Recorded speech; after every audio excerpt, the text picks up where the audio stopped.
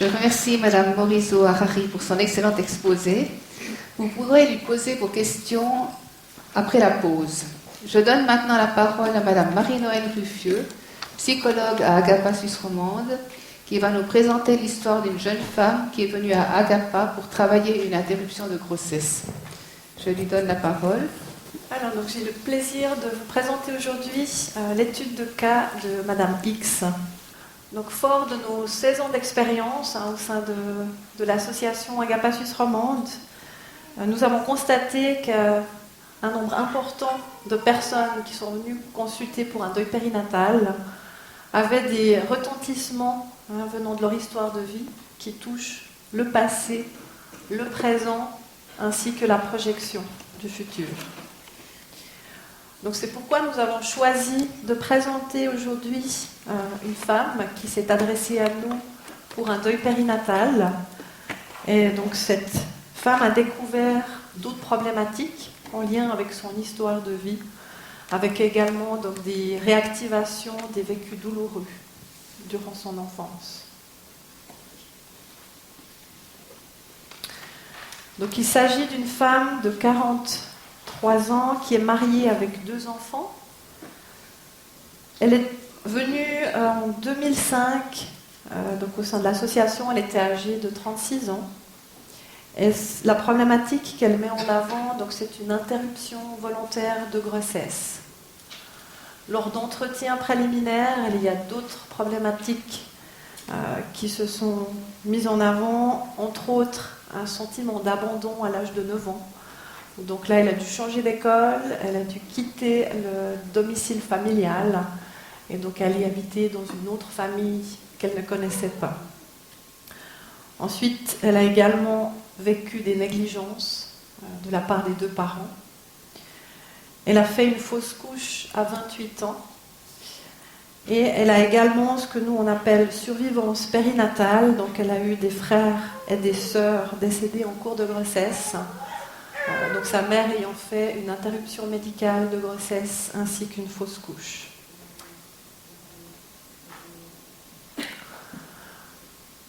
Par rapport à la prise en charge de cette personne, donc nous avons fait un premier entretien pour pouvoir évaluer laquelle de nos prestations répond le mieux à ses besoins.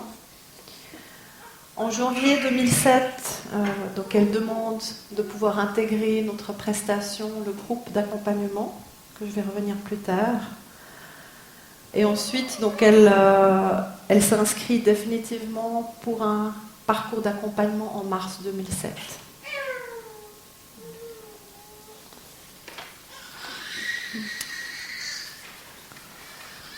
Donc cette personne va bénéficier d'un groupe d'accompagnement de novembre 2007 à mai 2008. Donc ici, c'est un groupe d'accompagnement que j'ai co-animé avec ma collègue Sœur Danielle Perrier. Il s'agit de 78 heures d'accompagnement au sein d'un même groupe, donc là qui était composé de 5 femmes qui avaient des problématiques différentes et sur une durée de 6 mois, donc un groupe fermé. Le groupe d'accompagnement, il comprend 3 étapes différentes. La première étape, c'est la réhumanisation, donc sur une durée de 3 mois, où entre autres, on va retraverser la souffrance dans un cadre sécurisé, où on peut déposer des choses intimes et difficiles. On va aller se souvenir des événements du passé, avec aussi les émotions associées, de pouvoir accueillir et faire la place aux émotions.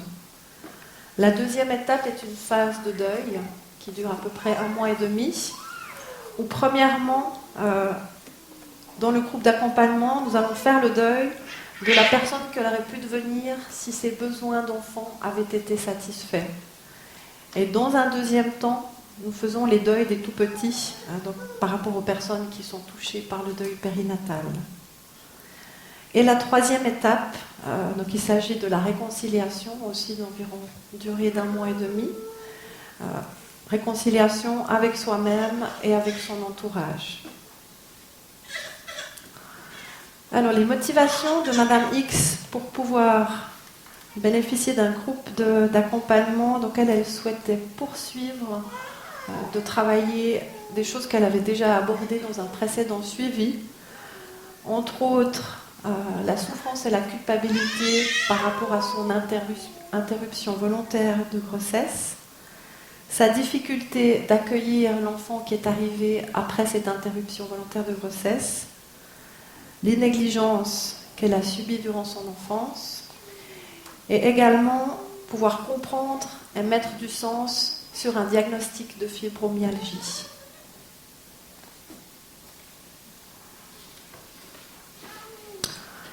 Alors, Madame X a eu plusieurs traumatismes.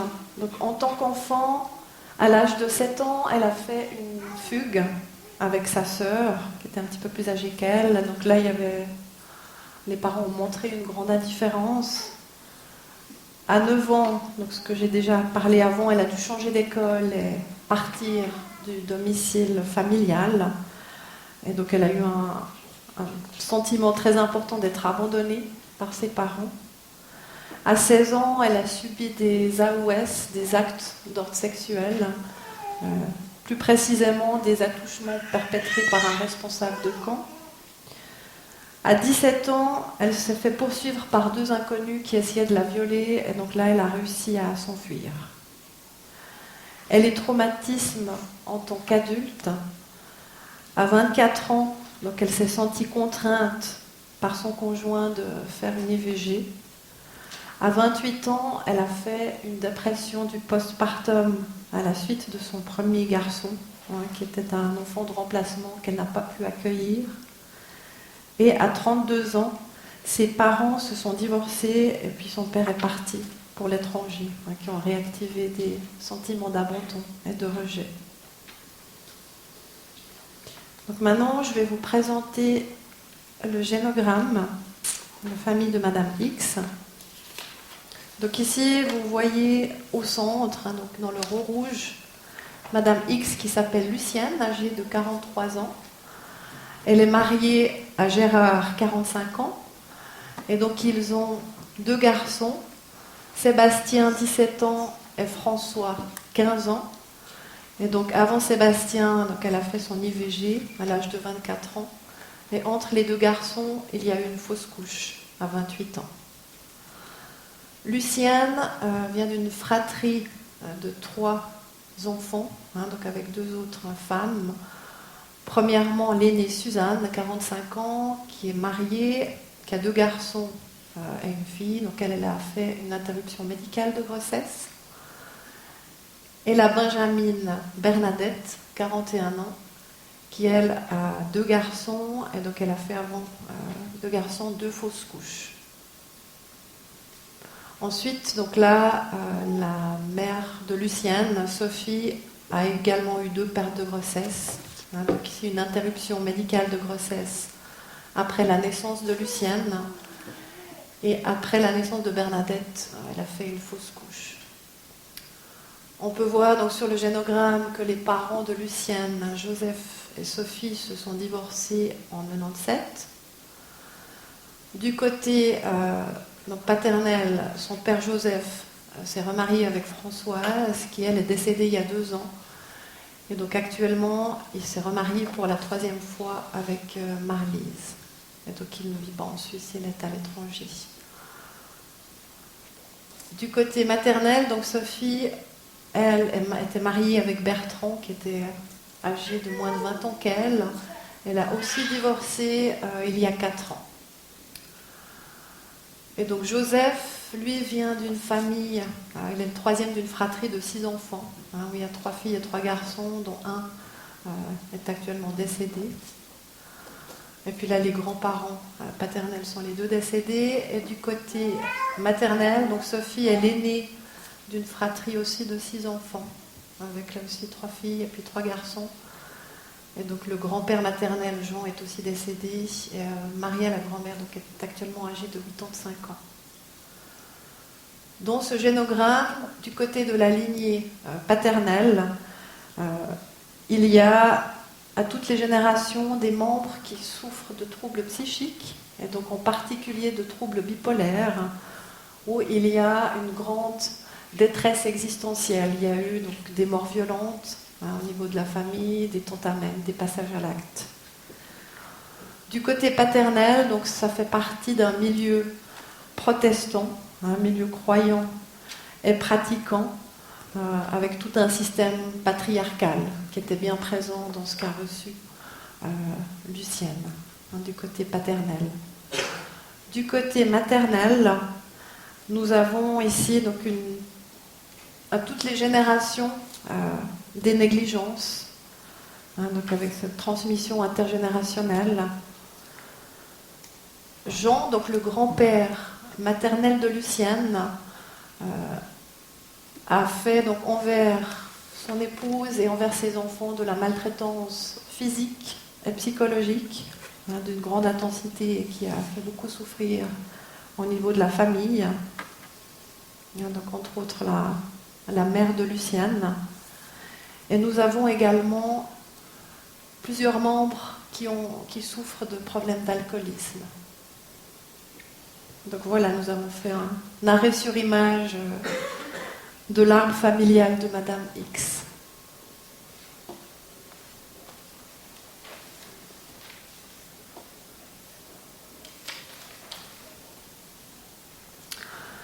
Madame X a ressenti beaucoup de mal-être et de confusion durant les 6 mois du groupe d'accompagnement. Elle a tendance à n'exister qu'à travers le regard des autres. Elle ne sait pas exactement qui elle est. Elle ne sait pas quels sont ses besoins. Elle a peur d'accueillir ses émotions qui sont menaçantes pour elle. Elle a aussi peur d'avoir un trouble psychique, comme c'est le cas dans sa lignée paternelle. Elle a également peur de retirer ses masques et d'être authentique, donc avec une grande peur d'être abandonnée, peur d'être rejetée, peur de ne pas être aimée.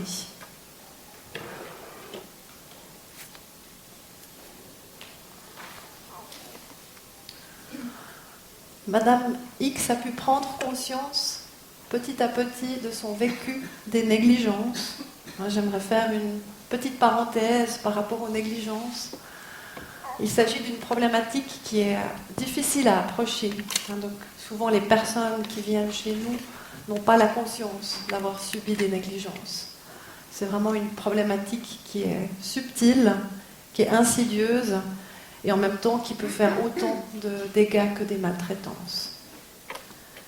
Donc Madame X et puis sa sœur aînée devaient faire déjà donc toute petite, elle devait aller faire les courses, faire à manger, s'occuper du ménage, être gentille avec leur père, soulager leur mère, en tout cas différentes charges et tâches qui n'étaient pas du tout adaptées par rapport à leur âge. Madame X a toujours été aussi sensible à l'équité de traitement au niveau de la fratrie.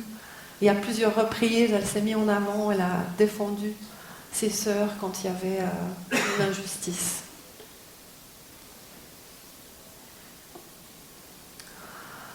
Ensuite, donc, Lucienne, au sein du groupe d'accompagnement, elle était très très empathique avec les autres participantes du groupe, qui l'appréciaient beaucoup.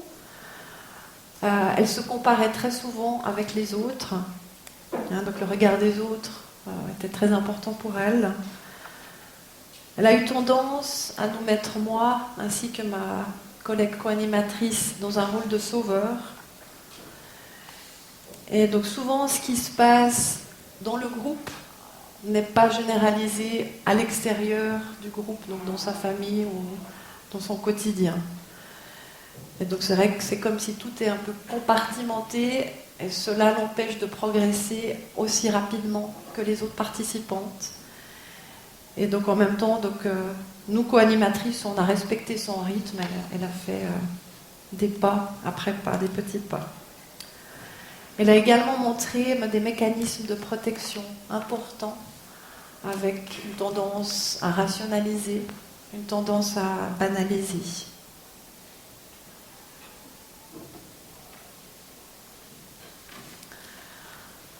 Concernant le deuil du tout petit, donc au sein du parcours d'accompagnement de 6 mois, on propose 3 phases. Donc ici, la première phase va consister à recréer l'attachement et à réhumaniser l'enfant décédé en cours de grossesse. Ou ce que nous on utilise, donc c'est une technique de visualisation avec un canevas extrêmement neutre, où la personne va pouvoir mobiliser ses ressources, utiliser aussi son imagination, et ça permet aussi d'accéder à des mouvements qui sont plus inconscients. Et par cette visualisation, ça va permettre de pouvoir donner un sexe au tout petit, lui donner un prénom, mettre un visage à cet enfant. Ça va permettre de le réhumaniser. Et donc cette expérience de visualisation a été très forte pour Madame X, car elle a pu se découvrir et se vivre en tant que mère aimante. Ce qu'elle n'avait jamais pu faire par rapport à cette expérience-là. Et donc il est vraiment important de pouvoir recréer cet attachement avant de pouvoir passer aux deux phases. Et tant que l'attachement avec ce tout petit n'a pas pu être fait, on ne va pas pouvoir continuer d'avancer dans le processus de deuil. Alors une fois que l'attachement a pu être fait, la deuxième phase est donc une phase de détachement du tout petit, donc aussi à l'aide d'une visualisation, où donc là, la maman va donner la place au tout petit. Elle va aussi pouvoir prendre elle-même sa juste place de mère face au tout petit. Et une fois que le détachement s'est fait, donc la troisième phase est une phase de séparation, où en quelque sorte la mère va défusionner, va laisser partir son tout petit. Et donc ce que nous on utilise, c'est un rituel d'au revoir qui est un peu similaire, on peut dire à un enterrement, comme une cérémonie qui est personnalisée, qui est vraiment après adaptée en fonction des croyances de chacun. Là, par exemple, dans un groupe, Madame X a décidé, elle, comment elle souhaitait faire ce petit rituel, et les autres participantes ont choisi autre chose ou d'autres manières. Que c'est vraiment important que ça soit le plus personnalisé et de pouvoir être acteur dans ce rituel-là. Et donc c'est vrai que là, la dernière phase, cette petite cérémonie personnalisée va aussi permettre une reconnaissance de la société, donc par les participants qui sont témoins.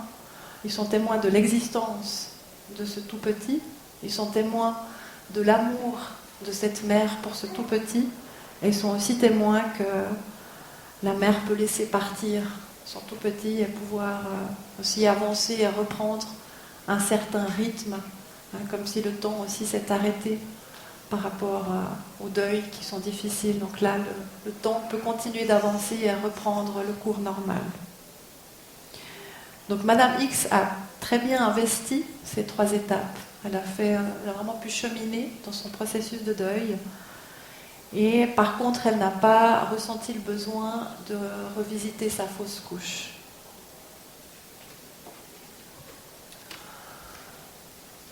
Madame X était meurtrie et blessée par rapport à son IVG, donc il y a vraiment un sentiment d'échec, une blessure d'amour-propre.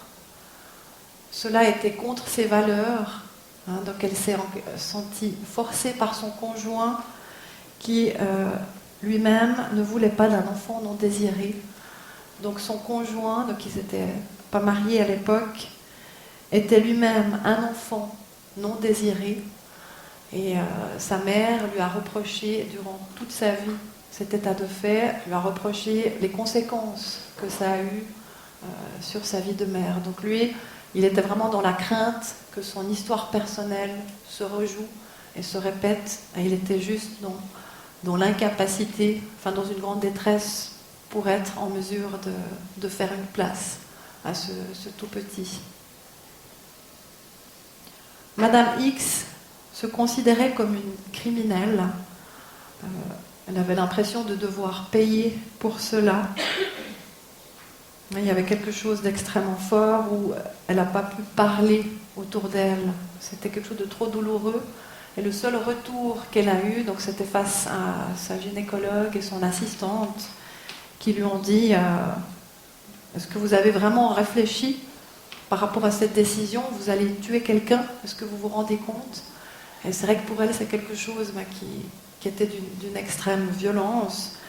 Après, elle avait même eu peur qu'il y ait une vengeance de la part du gynécologue, lorsque l'opération soit faite, qu'elle soit charcutée ou quoi que ce soit. Elle a dû encore aller vérifier par la suite chez une autre personne pour être rassurée.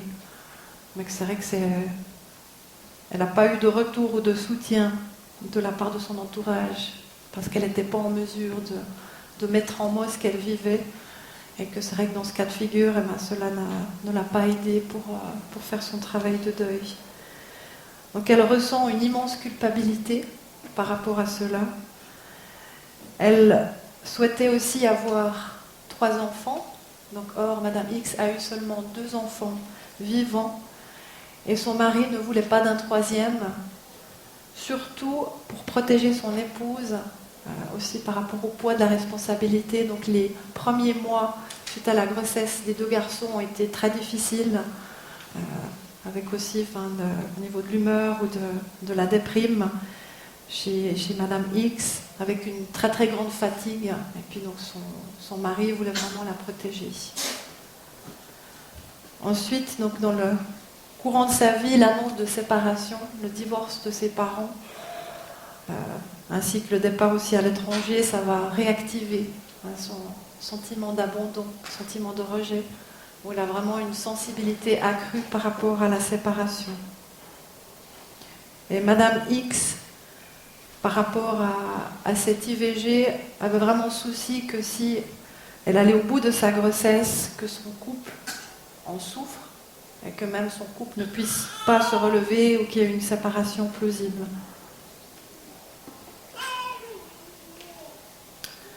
Ensuite, la 3e étape au sein de notre parcours d'accompagnement, il s'agit de la réconciliation. Et donc nous, on utilise comme moyen les lettres de réconciliation. Donc ils vont reprendre différents thèmes qui ont été abordés sur tout le parcours. Donc là, on est vers la fin, après 5 mois d'accompagnement en groupe. Et donc là, les personnes vont nommer de manière précise les événements douloureux, les traumatismes qu'ils ont subis, avec les émotions qui étaient associées, avec les pensées, et de pouvoir aussi nommer quelles sont les répercussions que ces événements traumatiques ont eues sur leur vie d'adulte.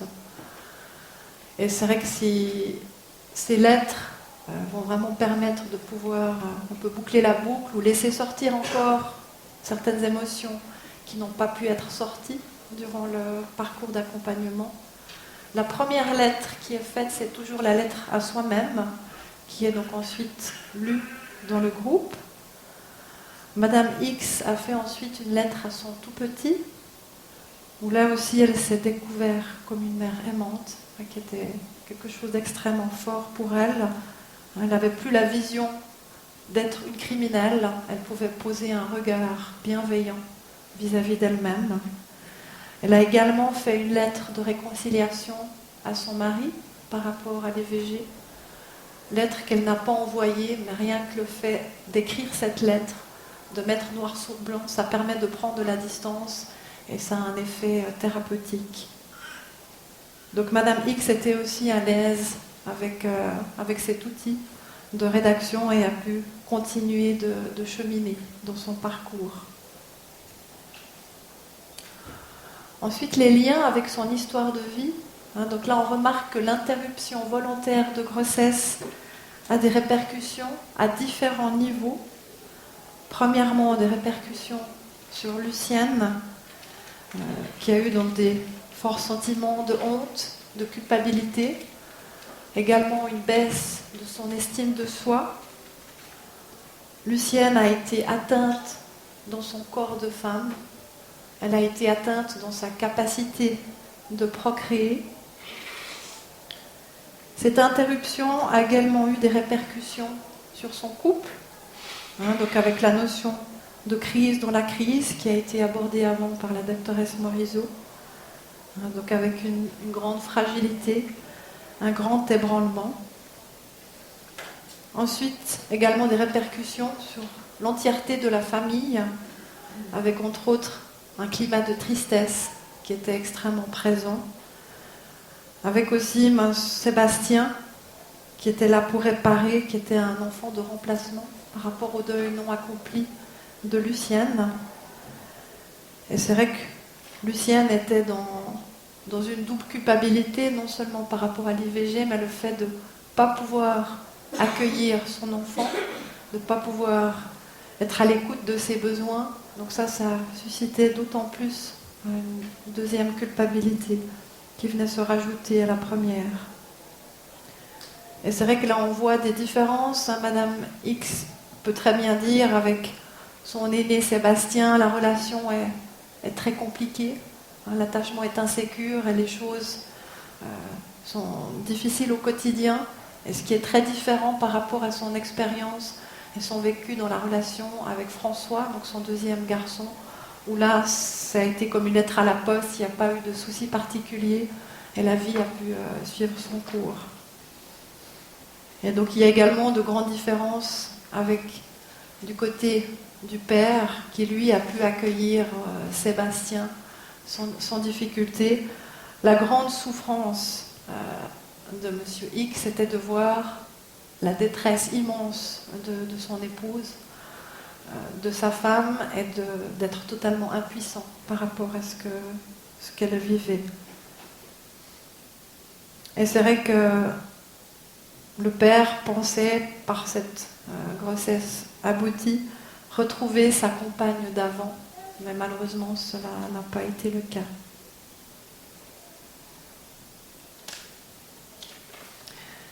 Nous avons également donc des différences du vécu autour de l'IVG et de la fausse couche.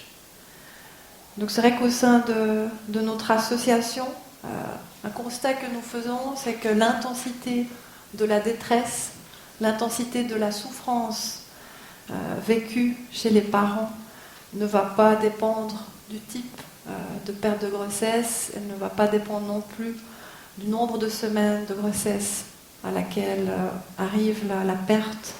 Donc on a pu accompagner des personnes qui ont eu des fausses couches précoces et qui vivaient une souffrance incommensurable, et autrement aussi des femmes qui ont fait des IVG et qui vivaient bien cela.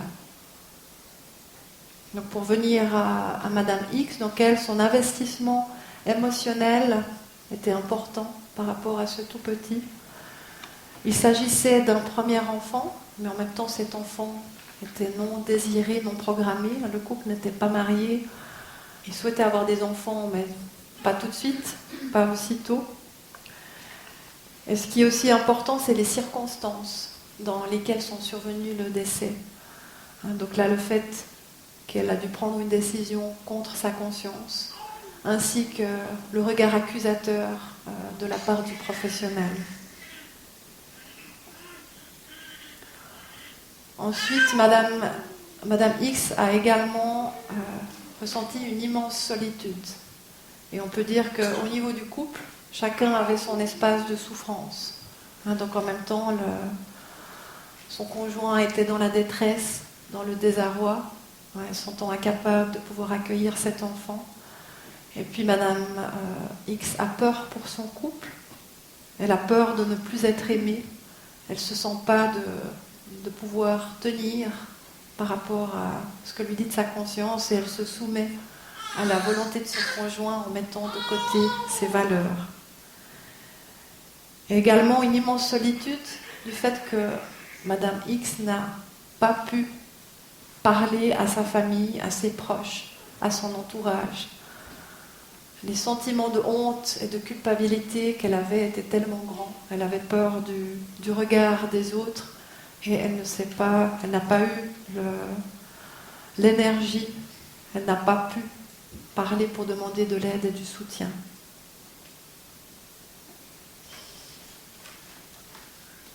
Par rapport à l'évaluation personnelle de ce groupe d'accompagnement, donc avant le parcours, Lucienne disait « Je me sentais dissociée, sombre, en rupture. J'avais envie d'en finir, je ne pouvais pas poursuivre ma vie comme ça. » Après le parcours, elle nous dit « Je me sens debout, vivante, les deux pieds sur terre, en face à face avec ma vie. » Elle nous transmet ce que le parcours lui a apporté. Elle nous dit « Je me sens en paix par rapport au deuil de mon IVG. Cela fait partie de mon histoire. Je peux l'accepter, je ne l'oublie pas et je ne ressens plus ces sentiments de honte et de culpabilité. Ce parcours m'a permis de reprendre pied, de pouvoir être avec moi et pas à côté de moi, et d'être aussi moins sensible au regard, au jugement des autres. Lucienne souhaitait traiter donc plus en particulier ces 3 points, sortir de la culpabilité en rapport avec son IVG, pouvoir sortir de la tristesse en lien avec le vécu de son enfance et de pouvoir aussi améliorer ses rapports aux autres. Et 6 mois après la fin du groupe d'accompagnement, elle nous transmet que ce qui a été le mieux traité, c'est le deuil de son enfant décédé en cours de grossesse et la mise en avant des négligences. Et ensuite, il y a encore des choses à travailler de son côté pour les négligences et aussi par rapport à l'abandon. Mes conclusions, donc ici, les blessures et les traumas de l'enfance ont un impact significatif sur la manière de vivre un deuil périnatal. Donc Lucienne n'a pas pu mettre en mots ce qui se passait dans son corps, sa détresse.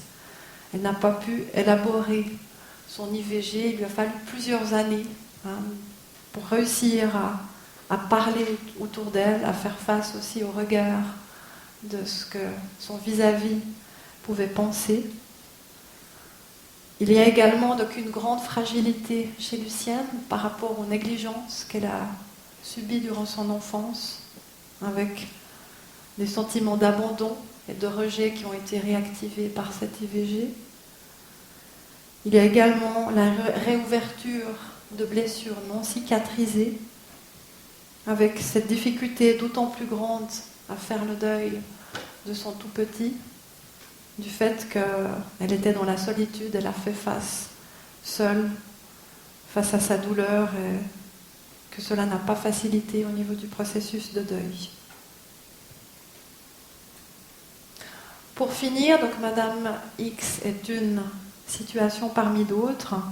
Donc la situation de Lucienne a permis d'étayer nos constats. En même temps, il y a d'autres répercussions et d'autres liens possibles, selon l'histoire de vie, selon le type de deuil périnatal, qui vont être abordés tout au long de cette journée. En tout cas, nous établissons des liens incontestables entre l'histoire de vie et le deuil périnatal. Et je ne sais pas, vous, dans le public, qu'est-ce qui vous a parlé dans cette vignette? Quels sont les constats que vous avez donc, au sein de votre vie personnelle, au sein de vos pratiques? Et le mot de la fin, donc Agapa Suisse Romande va poursuivre son accompagnement de femmes et d'hommes endeuillés suite à un deuil périnatal, avec la richesse de nos 16 ans d'expérience. Et autrement, chaque personne, chaque accompagnement, chaque deuil périnatal est unique, et nous devons d'être créatifs, ouverts et humbles, car je crois qu'on n'a jamais fini d'apprendre dans ce domaine complexe et spécifique, aux intersections évidentes avec la vie, l'histoire de vie personnelle et familiale de tout à chacun. Je vous remercie pour votre attention.